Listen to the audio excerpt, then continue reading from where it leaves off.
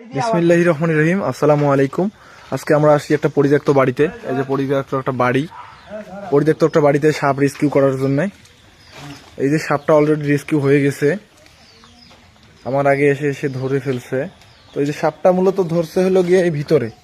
এই যে দেখেন, একটা পরিত্যক্ত রুম, কিন্তু এরকম পরিত্যক্ত রুম আপনারা রাখবেন না। পরিত্যক্ত রুম হলেও এটাকে পরিষ্কার রাখবেন।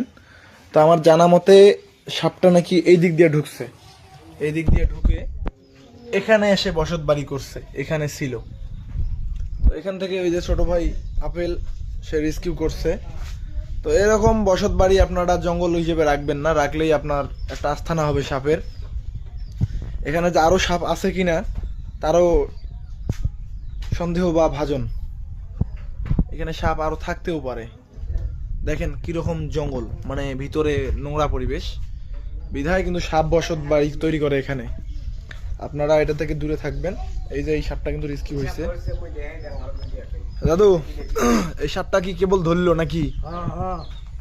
কেবল ধরলো এটা? আচ্ছা, আচ্ছা। এই যে সাপটা এখন বক্স মানে বাক্সবন্দি, বস্তায় বন্দি হবে। এখন এটা নিরাপদ পরিবেশে ছাড়ি দেওয়া হবে। তো ভালো থাকবেন, সুস্থ থাকবেন, আল্লাহ হাফেজ।